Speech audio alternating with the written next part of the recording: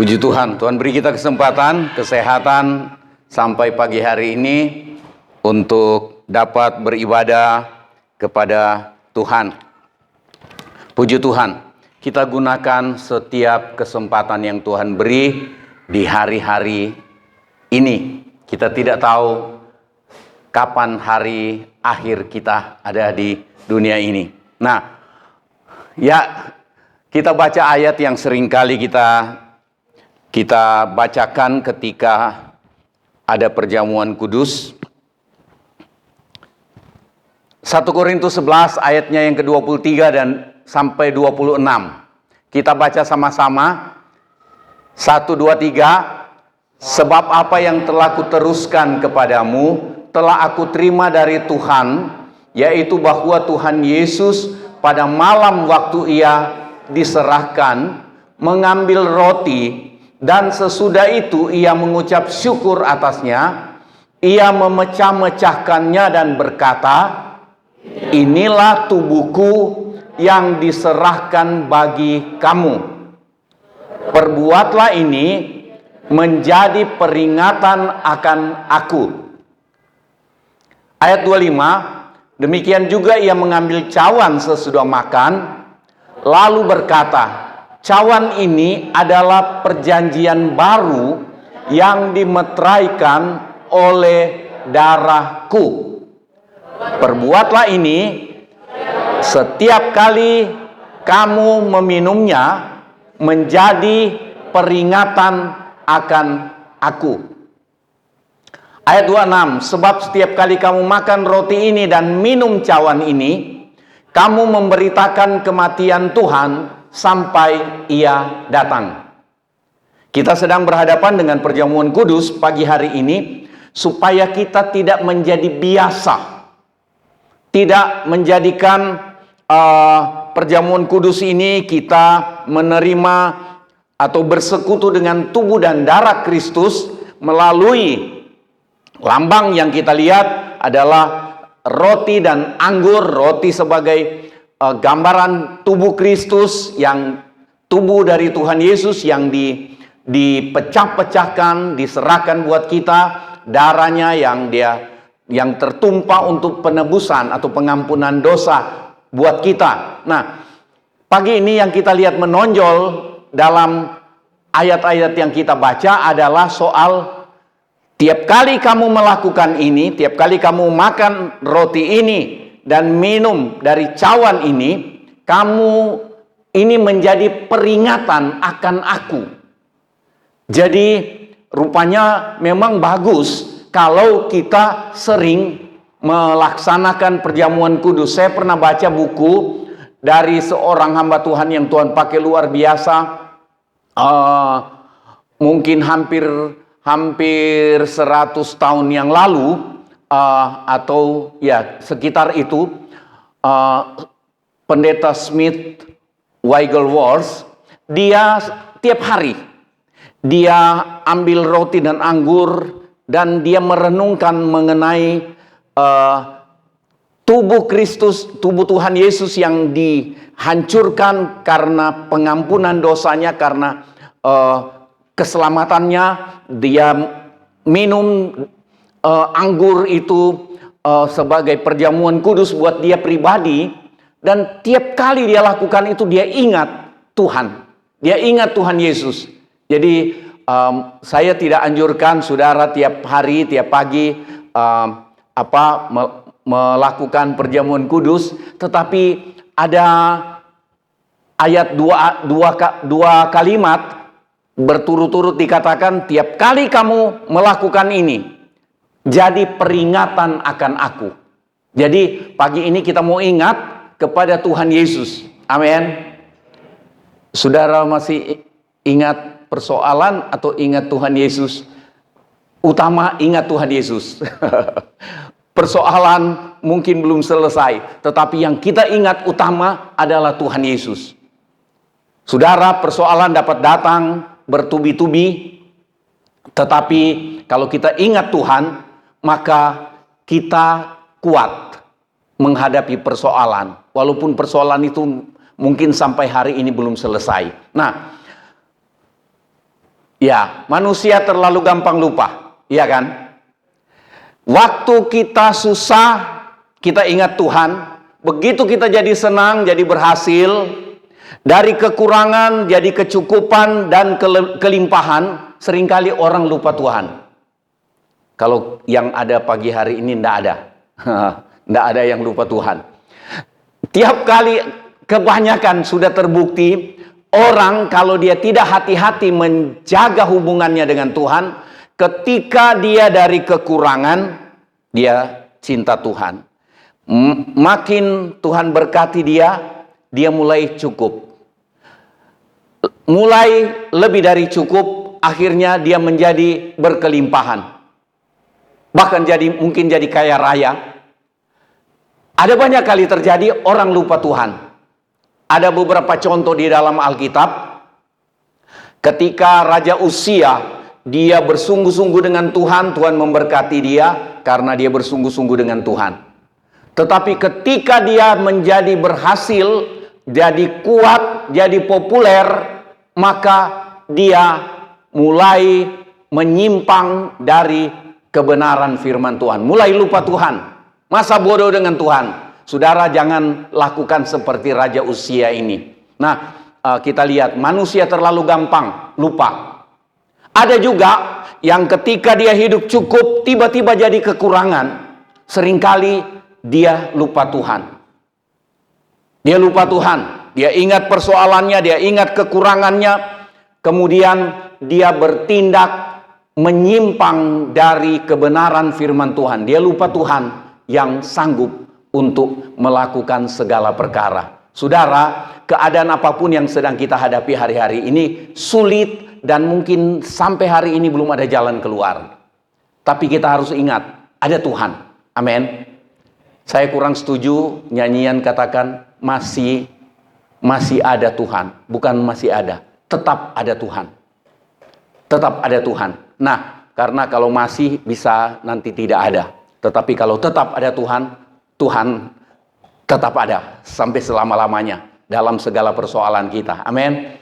Manusia terlalu gampang lupa. Nah, setiap kali perjamuan kudus kita ingat Tuhan Yesus. Dan saya berharap setiap kali perjamuan kudus membuat kita 1 bulan ke depan ini terus ingat Tuhan. Amin. Ya. Yang pertama kita ingat kasih dan pengorbanannya. Kasih dan pengorbanan Tuhan. Waktu kita baca tadi, inilah tubuhku yang diserahkan bagi kamu. Tiap kali kamu makan roti ini, jadi peringatan akan aku. Inilah cawan ini adalah perjanjian baru yang dimeteraikan oleh darahku. Tiap kali kamu minum dari cawan ini, kamu ingat, menjadi peringatan akan aku. Yang kedua, kita ingat pesan. Jadi ingat kasih dan pengorbanan Tuhan Yesus. Kemudian kita ingat pesan Tuhan agar kita setia sampai akhir. Supaya kita setia sampai akhir agar kita selamat. Jadi pesan Tuhan sudah berkorban untuk kita, untuk keselamatan kita. Tetapi kita juga ingat pesan Tuhan supaya kita bertahan dalam keselamatan. Banyak orang Kristen tidak mau terima ini, bahwa akan banyak orang gereja, orang yang biasa di gereja, mungkin juga pengkhotbah yang tidak selamat. Tuhan bilang banyak orang yang ingin selamat, tetapi hanya sedikit yang rela masuk ke jalan pintu yang sesak dan jalan yang sempit itu. Sedikit yang rela menyangkal diri demi keselamatan, demi Tuhan. Sedikit yang rela menyangkal diri. Menyangkal diri artinya dia rela melepaskan haknya. Dia rela melepaskan keinginan diri sendiri demi ketaatan kepada firman Tuhan. Tidak usah panjang ke sana. 2 hal ini yang kita lihat pagi hari ini untuk diingat. Yang pertama, ingat akan kasih dan pengorbanan Tuhan yang menyelamatkan kita. Matius 26 ayat 28 kita baca sama-sama, 1, 2, 3. Sebab inilah darahku, darah perjanjian yang ditumpahkan bagi banyak orang untuk pengampunan dosa. Jadi pengorbanan Tuhan Yesus karena kasih-Nya, darahnya ditumpahkan. Kalau zaman dulu, binatang yang disembeli menggantikan dosa pelanggaran seseorang. Kemudian binatang yang disembeli, binatangnya yang disembeli menggantikan kita. Itu digenapi oleh Tuhan Yesus, darahnya dicurahkan untuk pengampunan dosa kita. Nah, ketika kita ingat ini, sebenarnya yang terjadi adalah kita makin ku mau cinta Yesus selamanya. Mestinya makin sungguh-sungguh. Tapi banyak kali orang dia nyanyi, angkat tangan luar biasa tinggi-tinggi, ku mau cinta Yesus selamanya, tapi dia langgar firman Tuhan selamanya. Pada way, kiranya ketika kita ingat Tuhan, ingat pengorbanannya, ingat pengampunan dosa yang Dia lakukan untuk kita supaya kita selamat, kiranya itu mendorong kita makin mengasihi Tuhan. 1 Petrus 2 ayat 24 seringkali kita baca, Ia sendiri telah memikul dosa kita dalam tubuhnya di kayu salib. Dia pikul dosa saudara dan saya dalam tubuhnya di kayu salib, supaya kita yang telah mati terhadap dosa hidup untuk kebenaran. Oleh bilur-bilurnya kamu telah sembuh. Ini luar biasa janji Tuhan. Ada kesembuhan hati. Ada yang sakit hati, ada kesembuhan melalui pengorbanan Tuhan Yesus. Tapi jangan anggap begitu saudara makan roti dan minum anggur dari perjamuan kudus, sakit hati langsung hilang. Kalau saudara sakit hati tidak mau mengampuni, bukan habis makan roti dan minum anggur, langsung hilang itu hati yang sakit karena disakiti orang. Tidak, kerelaan mengampuni, karena kita ingat pengampunan Tuhan yang besar, itu yang membuat hati yang sakit sembuh, pulih. Amin.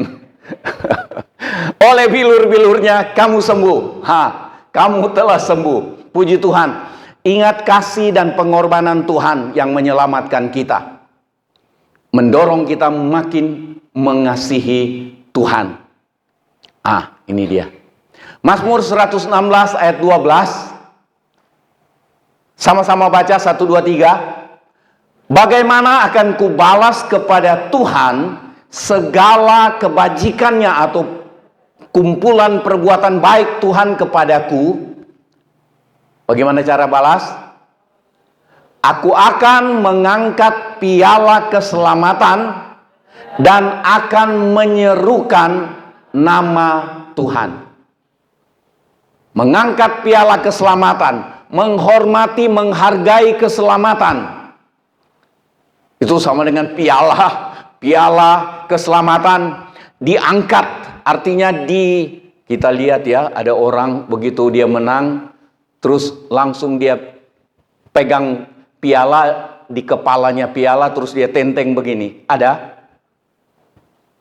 Bapak Licuan, coba tolong kasih contoh dari situ. Bagaimana kalau waktu orang begitu dia menang, terus dapat piala dia langsung taruh di belakangnya sini.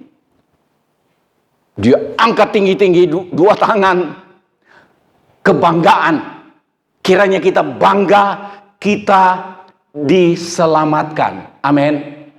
Bangga dan menghargai. Bapak Licuan baru-baru dapat piala. Uangnya dikasih saya. Ya, itu cuma tambahan. Dia jadi pencipta lagu rohani, dapat juara berapa? Oh, 3, iya. Nanti berikut juara 2, kemudian juara 1, kemudian di atasnya juara. Nah, puji Tuhan. Bagaimana akan kubalas kepada Tuhan segala kebajikannya kepadaku? Ketika kita menghargai keselamatan itu, kita mulai bertanya, Tuhan, saya mau balas dengan apa? Ada nyanyian lama, tua, mungkin tidak banyak yang tahu nyanyian ini. Bila ku ingat cinta Tuhan, terus apa? Tante Guat, bila ku ingat cinta Tuhanku, apa? Ku tidak mau undur. Ku tidak mau undur. Bertekad itu. Kekecewaan banyak kali membuat saudara dan saya undur dari Tuhan. Kecewa, macam-macam kekecewaan. Karena kegagalan, karena kekurangan, karena disakiti hati oleh sesama anggota gereja. Ucapan yang tidak enak. Seringkali kita jadi tawar hati, kecewa. Dan kita mulai undur, mulai jauh, menjauh dari Tuhan. Tapi nyanyian itu luar biasa. Bila aku ingat cinta Tuhanku, ku tidak mau undur atau mundur. Hah? Yang betul undur atau mundur? Ya pokoknya saudara dan saya ngerti, ya sudah. Nah, ayat 14 dari Mazmur 116, katanya begini. Ketika dia bilang, dengan apa ku balas ke segala kebaikan, segala kasih Tuhan yang sudah berkorban buat saya, sudah selamatkan saya. Saya hargai keselamatan dan saya serukan, saya saksikan nama Tuhan. Kemudian ayat 14, akan membayar nasarku kepada Tuhan. Berapa banyak nasar kita di hati dan juga ucapan kita nasar yang hari ini nyasar kemana kita tidak tahu. Ada banyak nasar yang nyasar, kan? Tapi ketika kita ingat cinta Tuhan, ada orang yang bernasar belasan tahun lalu, bahkan puluhan tahun lalu.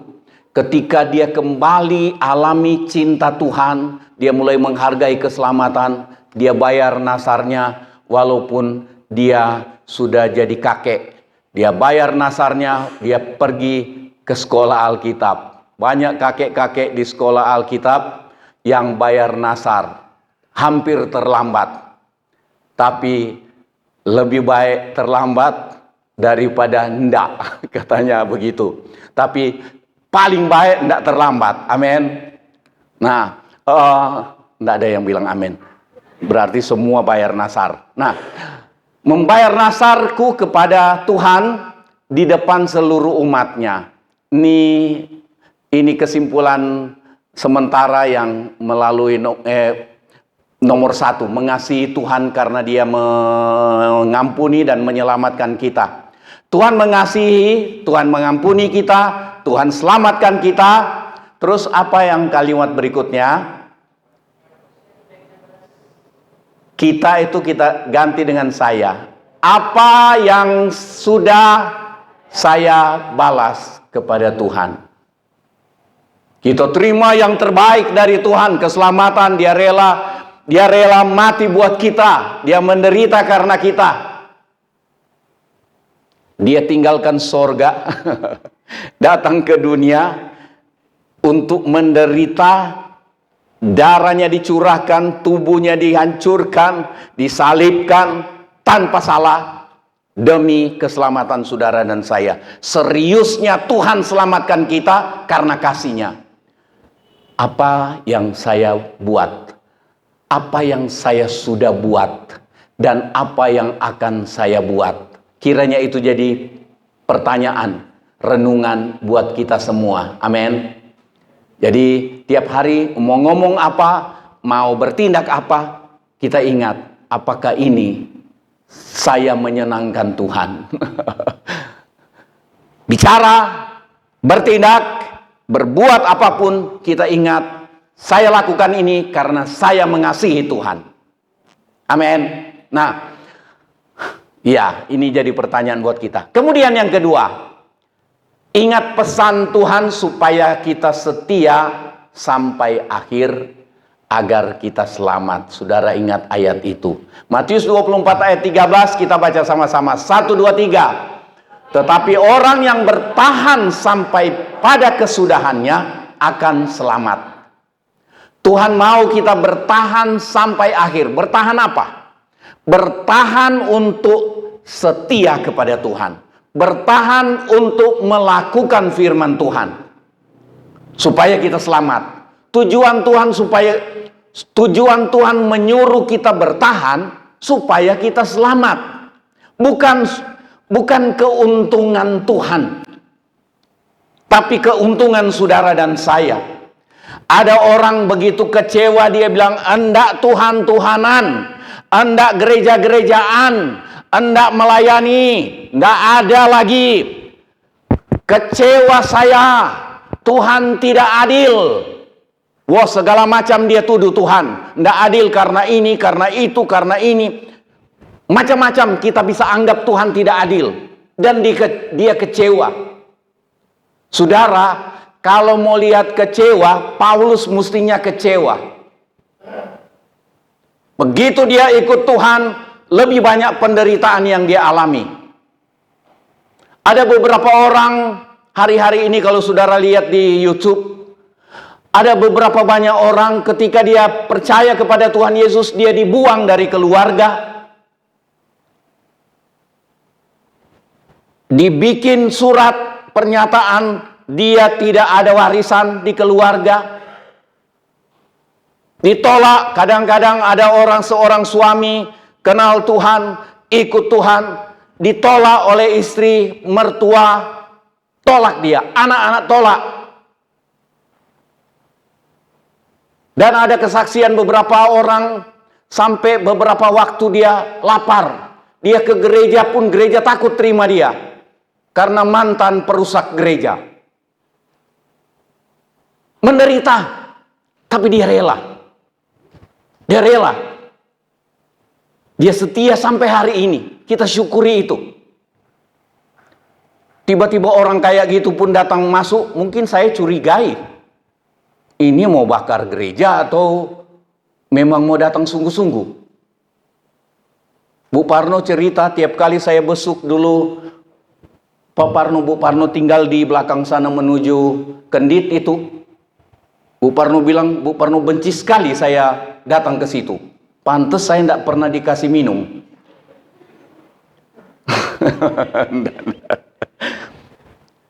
Tapi itu loh, itu bukti. Bu Parno sendiri yang cerita loh, bukan saya ngarang. Nah saudara, Tuhan mau kita bertahan setia apapun yang terjadi, amin. Apapun yang terjadi dalam hidupku ini, tak pernah kuragukan kasihnya Tuhan. Nah, kemudian Wahyu 2 ayat 10 saya baca, jangan takut terhadap apa yang harus engkau derita. Ini pesan Tuhan kepada jemaat di Smyrna. Jemaat yang tidak ada teguran. Tidak ada teguran dari Tuhan mengenai jemaat Smyrna. Jemaat Smyrna jemaat yang bagus. Sebelumnya dikatakan engkau miskin. Engkau hidup mungkin kekurangan. Tetapi dikatakan, jangan takut terhadap apa yang harus engkau derita. Malah dia dianiaya. Sesungguhnya iblis akan melemparkan beberapa orang dari antaramu ke dalam penjara, supaya kamu dicobai dan kamu akan beroleh kesusahan selama 10 hari. Yang biru baca sama-sama, 1, 2, 3. Hendaklah engkau setia sampai mati. Aku akan mengaruniakan kepadamu mahkota kehidupan. Saudara ikut Tuhan dengan setia, tidak dijamin untuk jadi dari tukang sapu di kantor, tiba-tiba jadi kepala bagian. Dari ekor jadi kepala. Bukan itu maksudnya. Tapi saya ingat ada satu sopir. Ada satu sopir cerita ke saya begini. Dia sopir di satu perusahaan. Seringkali dia harus antar pimpinan perusahaan itu. Begitu pimpinan perusahaan ada masalah, pimpinan perusahaan itu seringkali bertanya ke dia, "Pak, saya keadaan begini." Dia mulai cerita. Dia kutip Amsal, dia kutip Mazmur, tapi bapak itu tidak tahu kalau itu ayat Alkitab. Bapak pimpinan perusahaannya. Dia cerita. Akhirnya pimpinan perusahaan banyak kali dengar dia tanpa sadar, dan banyak kali orang tidak sadari, tidak tahu bahwa si sopir ini yang cuma ekor, dia sudah jadi kepala. Jadi panutan dari bosnya.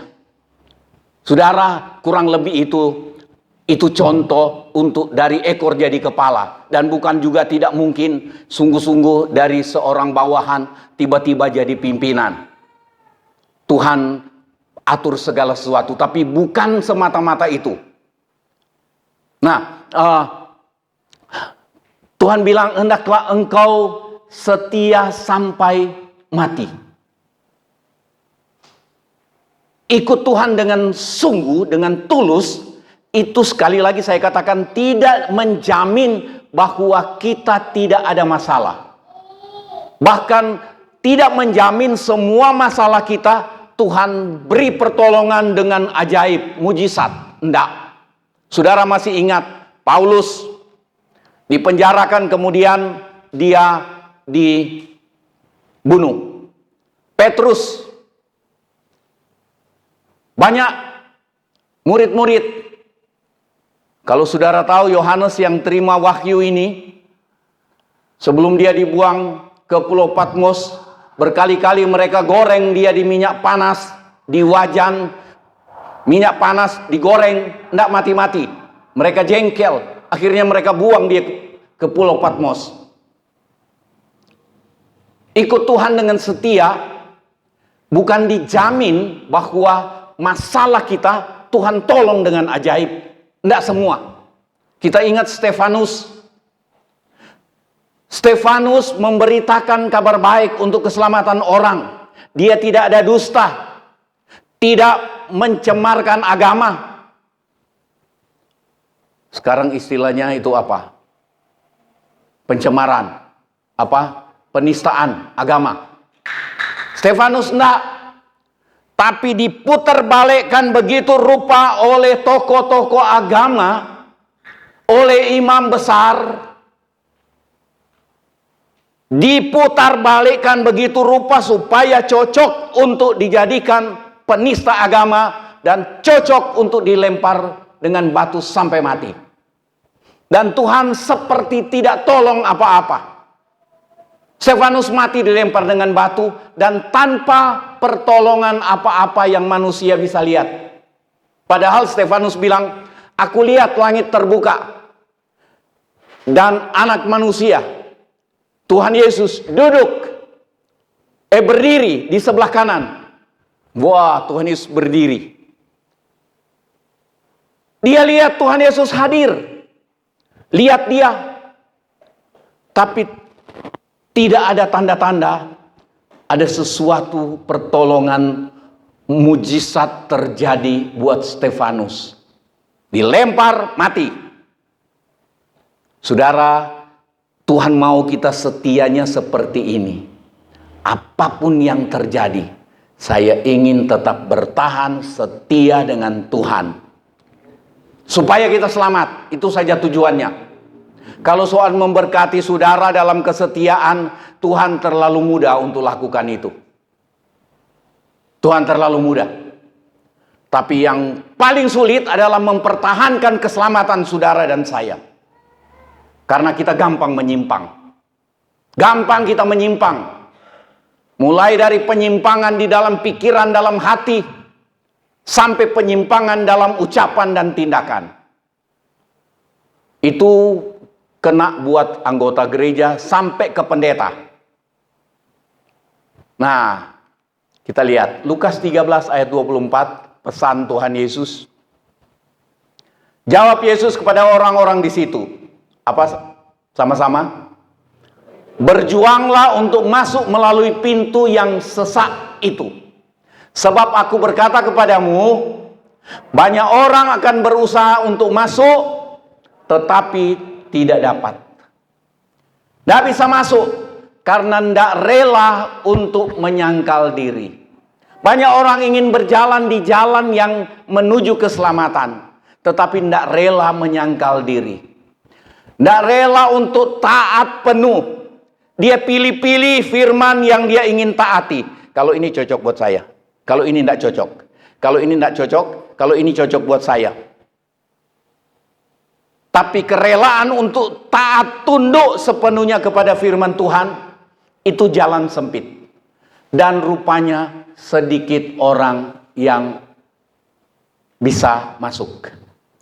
Banyak yang ingin. Itu sebabnya Tuhan Yesus bilang, yang selamat cuma sedikit. Tidak enak berita itu. Banyak yang tidak terima. Termasuk banyak pengkhotbah tidak terima. Kalau firman Tuhan bilang yang selamat cuma sedikit. Dia hiburkan orang-orang yang dengar dia berkhotbah bahwa semua selamat. Ketika saudara percaya Tuhan Yesus, semua selamat. Biarpun bikin dosa, masih selamat. Tuhan sudah tebus dosanya. Itu cerita omong kosong. Menipu jemaat, menipu orang-orang yang dengar dia khotbah. Saudara, kita mesti ingat baik-baik. Sedikit yang selamat. Mudah-mudahan kita yang sedikit ini selamat semua. Kalau selamat semua mesti amin memang. Kalau enggak, celaka. Nah, ingat kepada Tuhan. Satu, ingat akan kasih dan pengorbanan Tuhan. Kedua, ingat pesan Tuhan supaya kita setia sampai akhir. Kita ingat kasih Tuhan. Saudara masih ingat perempuan bersinah yang sudah siap untuk dilempari dengan batu? Orang-orang Farisi, orang imam-imam bawa perempuan ini kepada Tuhan Yesus. Menurut hukum Taurat, guru, orang ini kedapatan bersinah dan menurut hukum Taurat dia dilempar dengan batu sampai mati. Tiba-tiba Tuhan Yesus bilang, ambil batu. Siapa yang di antara kamu yang tidak pernah berbuat dosa, merasa tidak berdosa, silakan lempar duluan. Dia datang ngasih mungkin ke yang jenggotan itu, yang paling cepat berteriak penistaan agama. Nih, imam-imam kan jenggotan, pakai baju agama luar biasa. Dia bawa, nih, ambil batu lempar duluan. Nggak berani dia. Nih, ambil batu lempar duluan. Nggak berani. Kemudian Tuhan Yesus tunduk lagi, nyoret-nyoret di lantai, di tanah. Tahu-tahu satu-satu mulai dari yang tua sudah pergi.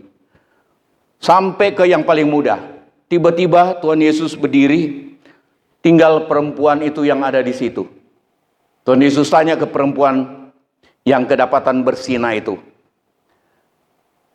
"Nggak ada yang hukum kamu? Nggak ada yang berani lempar? Nggak ada yang lempar?" Dia bilang, "Nggak ada Tuhan. Semua udah pergi." Tuhan Yesus bilang, "Aku pun tidak akan menghukum engkau. Pergilah dan jangan berbuat dosa lagi." Pesan Tuhan buat kita hari ini. Kasihnya Tuhan menjangkau kita sampai hari ini. Mungkin kita sudah terjebak dalam dosa. Nggak pengen berdosa, tapi sudah berdosa. Nggak pengen ngamuk, ngamuk.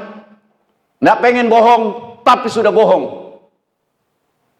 Nggak pengen nipu, tapi sudah menipu. Macam-macam dosa yang kita bisa lakukan, sebenarnya kita nggak inginkan lakukan itu. Tapi pagi ini ada pesan Tuhan buat kita. Pergilah dan jangan berbuat dosa lagi. Itu kasih Tuhan. Kasih yang mengampuni, kasih untuk keselamatan kita. Dan kita ingat pesan Tuhan supaya kita setia sampai akhir. Akibatnya, baca sama-sama 1, 2, 3. Ketika kita ingat kasih pengorbanan Tuhan, ingat pesan-pesan Tuhan untuk keselamatan kita, maka kita kuat bertahan ikut Tuhan. Apa? Kita kuat bertahan ikut Tuhan apapun yang terjadi. Puji Tuhan. Kita sama-sama berdiri. Siapkan hati untuk ambil bagian bersekutu dengan tubuh dan darah Kristus.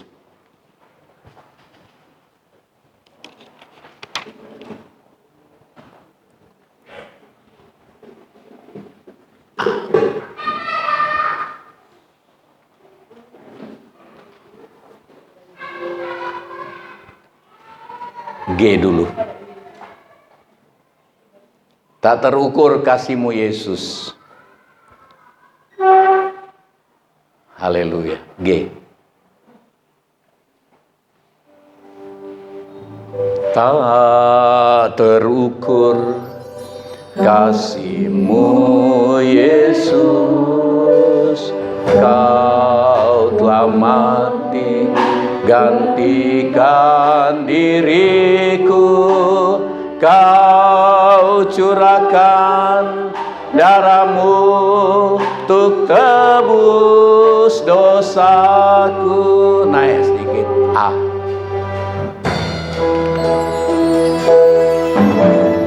Tak terukur kasih-Mu Yesus, Kau telah mati gantikan diriku, Kau curahkan darah-Mu untuk tebus dosaku. Layaklah Kau Tuhan. Kita angkat tangan di hadapan Tuhan dengan segenap hatiku. Layaklah Kau Tuhan dipuji dan disembah dengan segenap jiwa ragaku. Tundukkan kepala sebentar. Siapkan hati untuk bersekutu dengan tubuh dan darah Tuhan Yesus. Tuhan Yesus katakan, inilah tubuhku yang dipecah-pecahkan, yang diserahkan untuk kamu. Perbuatlah ini.